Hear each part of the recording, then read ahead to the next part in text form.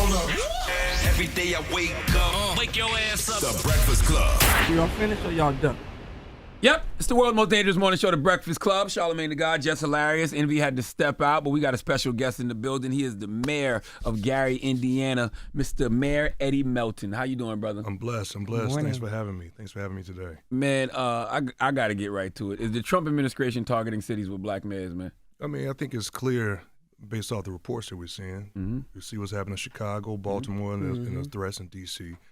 As a black mayor in a Republican state, it's definitely a concern to see something like that happen. When I look at the facts, you know that the military has no arresting powers, and it's a waste of resources to put military on the ground, and it's dangerous. So I agree with what's taking place from the pushback, but I think the conversation has to shift. What type of resources do we need to invest? Housing, mental health. That's right.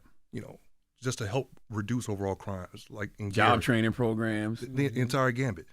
Cities like Baltimore, Chicago, Birmingham, reduction of crime is happening. We had a 55% reduction of homicides this year, something that we're extremely proud of. So shout out to the Gary Police Department, Chief Derek Cannon for his leadership. So yeah, I'm against it, but we have to have the conversation about what do we do as a United States to invest in our people and not just in policing.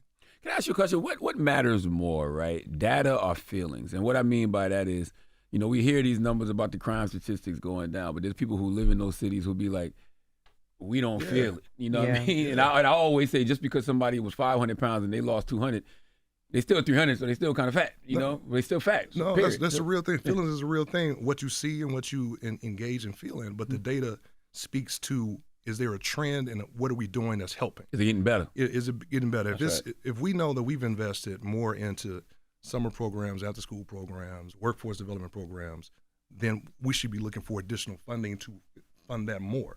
So I think it's a balance, right? But you have to be aware of what the people are saying and what the people are feeling.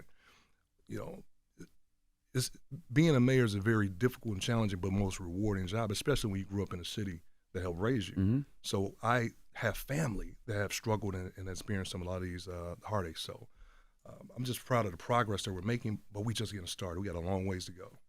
Why is it so fulfilling to be a mayor?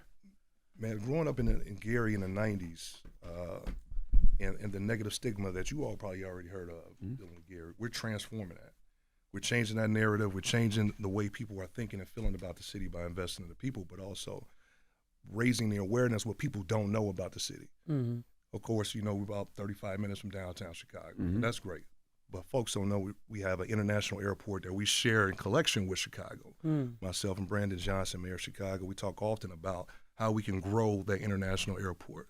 A lot of folks don't know Gary sits right on Lake Michigan. We have 5 miles of beachfront property that individuals come. Wow. We had 250,000 people just 2 weeks ago in Gary, Indiana at the Gary Chicago Air Show, at the Gary Air Show. So that was something that we brought in more revenue. More people are coming to see the positive things that's taking place.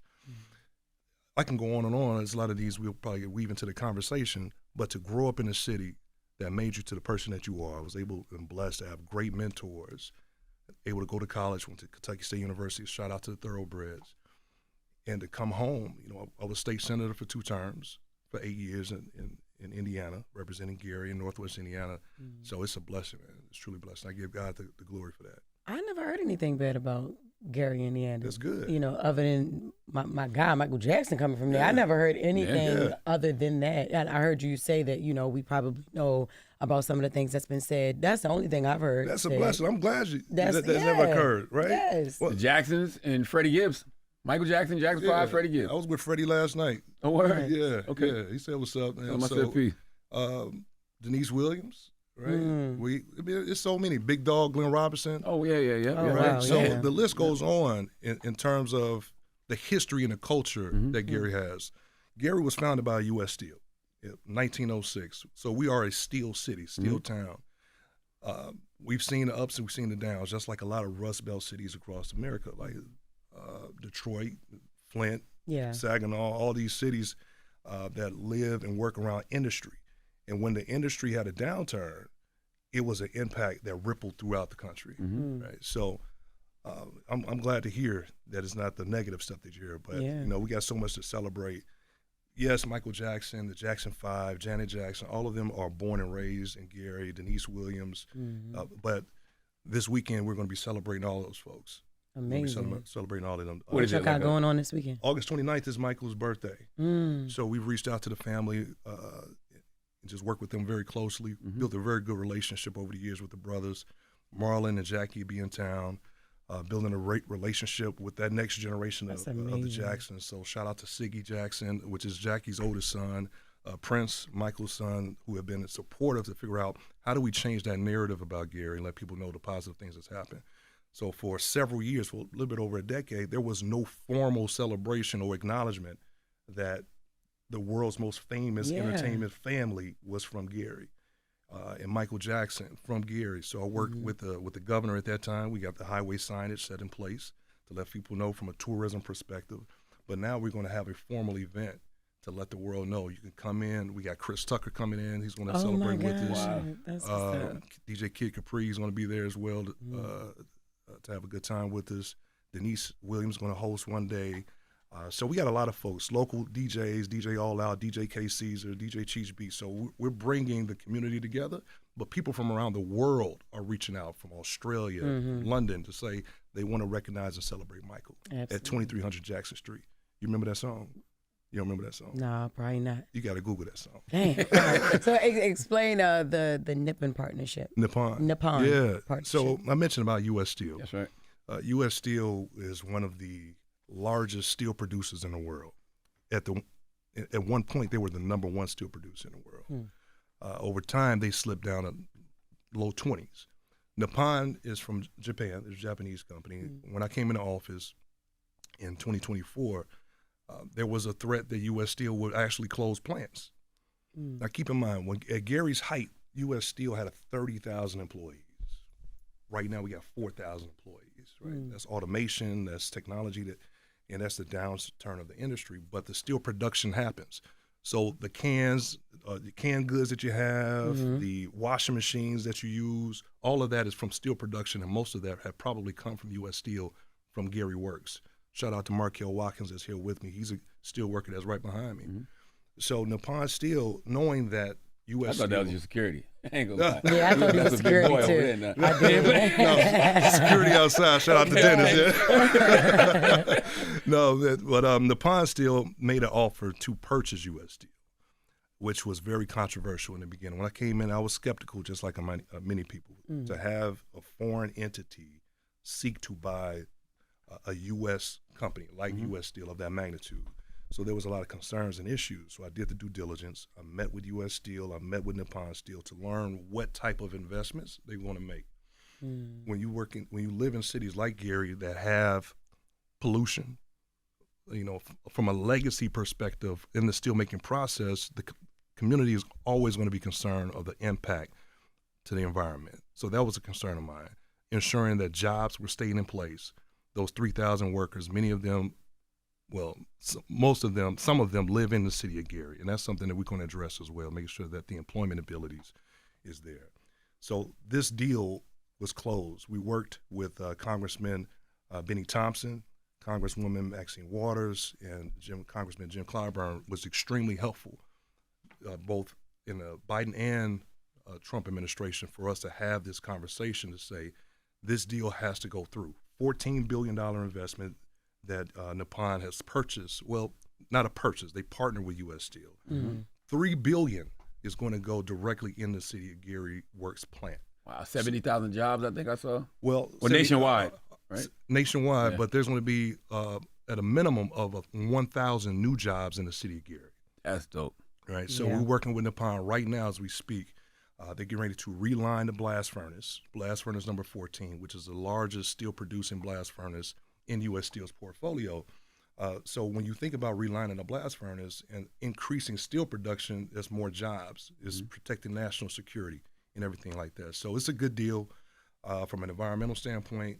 The Japanese are bringing their technology to make the steel making process a cleaner process for the community. So that's something that's extremely important. So those investments are going to soon trickle down into the specific communities, so we can invest in our infrastructure, paving streets, street lights, stop lights, all those type of things that need to be fixed right now. That historically Gary has had issues doing because we didn't have the revenue. But now we're working with our corporate partners to make that happen. How much credit does Trump get for that? Because I saw when he announced back in May that that U.S. Steel was going to remain American owned, and he talked about the partnership. So how much credit does he get for that? I mean, any president has the say so. Gotcha. So he definitely has the credit in terms of approving the deal. So Gotcha. I'm grateful for that. But now it's time to make sure that deal happens. All of that investment, that $3 billion, has to be invested by 2028. So that's a very small window to spend and invest $3 billion. So those tax dollars of that investment is going to be reinvested back into the city. And we're working right now with U.S. Steel and Nippon to figure out what's the best method to deploy those dollars into the streets. I was going to ask that, like, where does that money go? Because, people hear these numbers and they're like, $3 billion into our town, into our city, but where does that go? That $3 billion goes into the infrastructure, into the plant. The way that is assessed, though, that infrastructure enhancement is assessed, is going to relate into some tax dollars locally. And that's where we're going to work directly with Nippon and U.S. Steel to figure out what's the best formula that we can invest directly into paving the streets, the street lights, traffic lights, public safety, right? Making sure that we could pay our police and fire, EMS workers the adequate wage, because right now our police and fire is getting siphoned off from other communities. They're the best trained, but because we can't pay them that wage, that's changing right now. So a lot of folks are applying to become firefighters. Shout out to 359, local 359 Gary firefighters in GFD, the local police union. But it's a lot of good stuff happening, man, in terms of just what the potential and the direction that we're going into. What other plans do you have to revitalize the city, following the success of the deal with them? When we first came in, we had to stabilize finances. That was extremely important. So right now, for the first time in like close to a decade, we have a surplus. So making wise decisions. When I came in, I spent, the 8 years that was in Indiana Senate speaking to my staff to say, hey, we have to reserve at least 10% of your budget every year before we make significant purchases or investments. Investing in people was going to be number one. So we've tripled the amount of investments into our infrastructure, paving streets. Now, just like you say, a lot of people say, you ain't paved my street, right? Because it hasn't happened, but we're paving major thoroughfares. When I came into office, significant amount of streetlights were out, right? The city owned a little bit over 2,000 streetlights. I would say 900 were almost either malfunctional or broken. By the end of this year, every single streetlight is going to be energy efficient LED. So that investment is happening right now. It's going to make it safer. It's going to make it more enjoyable. But we have a new deal with the Hard Rock Casino. Hard Rock just was built in around 2021. So when I was state senator, I passed Senate Bill 434, which allows us to enter into a public-private partnership to build a new convention center. 8094 is probably the nation's busiest highway. That's what would take you from Chicago to Detroit, right? Gary is smack dab right in the middle of that. Nearly 300,000 cars a day. So Hard Rock, before Hard Rock, we had another casino that was on our lakefront. I helped pass a law to move gaming from waterfront to land base in 2019. Now that they broke ground and built the Hard Rock, we were the lowest revenue generator in the state. Now we're number one. Wow. Right? So now that investment, we're going to build a $140 million convention center right there on 8094 in conjunction with Hard Rock. Hard Rock is going to build a new hotel. We have a private developer that's getting ready to build two new hotels and 2 new restaurants right at the gateway of Burr Street in Gary, Indiana. I love that. That's dope. How do you plan to ensure that Gary doesn't see another decline similar to what happened after the first collapse of this? Yeah, I mean, we got to look at diversifying just our whole economic base, right? Transportation logistics is something that I'm very passionate about right now. And I'm not talking about putting truck stops and things like that. We're talking about international flights. Again, with the Gary-Chicago airport, we have, if you pull up a map of Gary, Indiana, or state of Indiana, they say Indiana is the crossroads to America. I'm not sure if you've ever heard that slogan. Most transit or highways and rail traffic go through Indiana. And when you look at a map, much of that intersects between Chicago and Gary. So 3 Class 1 rail lines, most commerce is moving east and west is going to go through the city. So how do we maximize and build off of that from warehousing distribution? FedEx, working with FedEx and a private developer, they're getting ready to break ground now on a 300,000 square foot facility. That facility is going to hire 600 new employees. So within a year and a half of being in office, we have close to 2,000 jobs that has been confirmed over the next 4 to 5 years, or 2 to 5 years, as we just got started. Question, is it because of the Nippon? No. Okay. No, I mean, I just wonder if other people want to be there now because they know that. It's a buzz. It's a vibe and energy right now because of the investments that we're doing from a very grassroots level, from individuals that's investing in their own homes to people investing in properties and flipping properties now. For the first time in 50 years, and this is based off a study that Indiana University Northwest has done, Gary's population has grown for the first time in 50 years. Wow. Right. So although it's just a few hundred people, that's still a significant trend that we're tracking. Yeah. So now that we know, okay, we're on to something here, making it cleaner, making it safer, making it more energy efficient, making it more resilient, because I believe in the next 10 years, more folks are going to be moving to the Midwest. You know, you look at climate change that's happening. You look at all of the, from tornadoes and hurricanes and wildfires. Gary's sitting on Lake Michigan, which is a part of the Great Lakes. That's the world's largest fresh body of water. So you're going to need water to survive and have life. You accomplished so much with it only being a year and a half of you being in office. How long did you have this vision of changing Gary before you became the mayor?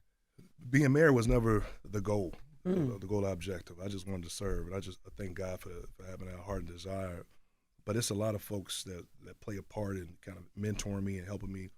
Mayor Richard Gordon Hatcher, one of the nation's first black mayor that was elected. I'm not sure if you guys know him. That's something from a history book lesson. We encourage folks to know that Gary, Indiana, had the first black mayor in the United States that was elected. Wow. Amazing. Now, we go back and forth with Mayor Bibbs in Cleveland in terms of Carl Stokes was also elected at around that same time frame of who was sworn in first.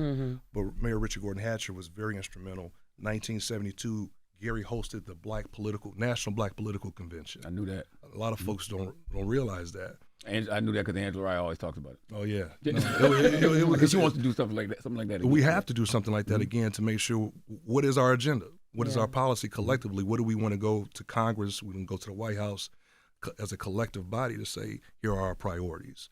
But going back to your point in terms of being mayor was never the goal and objective. I was on the State Board of Education first. Then that's someone on the State Board of Education. Look, if you want to know what's going on, follow the money. So when I started following the money, I started realizing, wait a minute, we're not getting our fair share of resources in our educational system because it was going into private interest groups. If you want to make change, at that time, my mindset was you got to change policy, you got to change laws. So that's when I got more engaged on the political aspect and ran for Indiana State Senate. We won, so thank all of the Senate District 3 folks, and here we are today. What would you say to the Gary residents who got concerns and they're pushing back against the Environment Protection Agency? I mean, that's rightfully so. We have a phenomenal advocacy group by the name of GUARD that has helped me. They sit on an advisory panel that I have when we talk about the environment. When you take away certain standards and you allow corporations to emit certain toxins into the air, somebody's gonna have to pay that bill from a health perspective. So I stand with them in that regards. So how do we and that's what I'm advocating for in this process with Nippon, will you make the investments to make this a cleaner process? We know we need that industry to stay there, but now that over the last 100 years, things have changed, there's a cleaner way to make steel. Yeah. Do you fear at all what's happening in D.C.? Do you fear at all what's happening in D.C. will happen in Gary with everything that Trump is doing? No, I'm always watching what's happening around the country. Right now, I'm so locked in and focused on where we are and the progress that we're making. I have a great working relationship with our governor. Being in the Senate, that helped me kind of understand how to navigate downstate and work with the Republican Party across party lines. So right now, I think Gary is in a very good position. However, I still know things can change at any given moment, right? I'm not naive to think that it can't. So I'm trying to make sure that we invest in the right things. We use our resources. In our mission statement, I'm saying we need to be one of the most resilient cities. To your point, Charlamagne, how do we not repeat things that we know that has happened in the past? And that's what I'm trying to protect us from going down the same cycle. This is my last question. You're not the first person I've heard say that there's an attack on black mayors, right? Mayor Adams came up here maybe a year ago and said that, or said it was coming. The real focus should be on our national government that's saying, why are you doing this to New York? Check out what they're doing. They're doing it to New York. They're doing it to Chicago. They're doing it to Los Angeles. They're doing it to Houston. What is the same in all those cities? All black mayors. All black mayors. And so what we're saying, same thing that I'm going through here, my brother Johnson is going through. My sister Bass is going through. My brother Turner is going through. So our folks, what they wanted to happen, Governor Abbott wanted to happen, we're going to turn these of cities against their mayors. We're going to create this environment where they're all going to go against their mayors. Why? Well, I don't know if I said it was an actual attack on black mayors. I think it's... Oh, you did, yeah. You said it's obvious. You said kind of obvious what's going on. Yeah, I mean, it's clear what's taking place. I don't know the why, right? And I don't try to get into the national politics that deep to understand the why, because I just want to stay ready, right? Shout out, Dame Dash told me to tell you what's up, too. Oh, Dame said, yeah, Dame. Yeah, so one of the good sayings that Dame would always tell me, if you know the fight is coming, brace your face, right? But you also got to be ready for war as well at the same time. And I'm saying that in a peaceful term. I'm not saying prepare for war specifically, but being prepared, knowing that what type of fight was going to come at hand. Right now, we are in a very good, stable position to make the enhancements and investments in the city, and we're going to continue to do that. With the investments that we're talking about with Nippon Steel, with the convention center, with so many other things that we're working on. Absolutely. And my last question, what should be the messaging of the Democratic Party moving forward to combat Trump and MAGA? I just called that man a tramp. I did not mean to do that. It might stick. It might, but I don't want him to be tweeting about me like he tweeted about my brother over here. So to combat Trump and MAGA. You know, we need to have a sit-down conversation within the party, because I think cities like Gary need to be heard. Communities that voices have not been heard, even within our own party, that we got to make sure our issues are at the table and that it rises up to the forefront to make sure it's going to be addressed. We can't assume that people are going to vote for us because we are one political affiliation. So I'm not prepared to answer that question right now, because I think there's still a lot of work to do to strengthen the party and the organization. But I'm extremely focused as mayor on what do I do for the 70,000 plus people in the city of Gary, and how do we improve the quality of life of them every single day, and that's extremely important. Respect. Mr. Mayor Eddie Melton, thank you for coming, brother. No, I appreciate it. Thanks for the opportunity, man. God bless. And can't wait to hear about how it goes down this weekend. You should stop through, man. We can just stop through, Gary. Why not? Tell me why not, man. No, we can. Yeah. I didn't even know it was 30 minutes from Chicago. Yeah. I didn't know that. Yeah. Oh, I didn't know that. Man, we got to look. We got a train that will get you from Gary to downtown Chicago in 30 minutes. Wow. Flat, period. Okay. Yeah, so next time you're in the area, stop through. We'll give you a tour and show you this. And let me say this real quick about it, if you don't mind. Absolutely. I want to talk about one of our friends, Brother Joe Buddens. Joe Budden. I don't know if you've seen the situation that Joe Budden. I'm sorry. Yes. I want to make sure, because the brother invited me on the show. There was a situation that occurred. I didn't see that one. He tried to call out Gary. I wasn't even going to go here. But Gary, let's go there. Let me look that up. Hold on. Go ahead, continue. And I'm saying it in a sense of let's have that conversation. You invited me on the show. Let's have a conversation about the city of Gary. Just like you, Jess. You was like, look, I don't know anything about Gary. Yeah. I've never heard anything. He may have had an experience once with the platform that you guys have. You can't just recklessly say something about a city that you don't know anything about, especially a predominantly black city. Right. Right? So I called him. Ja Rule gave me his number. Me and Ja chopped it up. By the way, this is the most random conversation. I did not know. But continue. We went there, man. Yeah. I didn't know anything about it. I see it now, though. Yeah. But I couldn't miss the opportunity to address it, though. Okay. But I say it in all love, but, let's talk. I'm willing to come on the show. Joe said, there's like 3 traffic lights in Gary. Gary is 6 blocks of wind and tumbleweeds. If I had to go to Gary, I'm not going to Gary. Gary was so interesting, I got up and looked out the window on the tour bus like, are we lost? Yeah, that probably was like 15, 20 years ago. But don't say that in 2025, right? So put some respect on the city. Mm-hmm. If not, and you said someone just sent me a video from this guy named Joe Budden talking about my hometown like a dog. You don't know what you're talking about. You have no idea what is going on in Gary at this moment. Don't you ever run your mouth about my city. Mm-hmm. And then has he reached and then out you to call? you? Oh, you called in. That's what I don't like about it. Okay. So, Ja put us on a text together. Said we need to talk.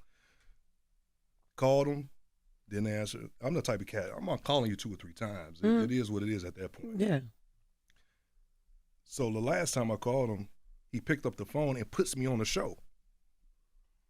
Oh, you didn't know that? Okay, got you. Well, he quickly said, "You're on the Joe Budden podcast. Don't say anything incriminating." I just called to have a conversation, but it's all love, man. Just invite me on the show. Let's clear it up. To do it the right way. Give me an opportunity to just kind of share the positive things that's taking place, man. There's some beautiful people in the city of Gary.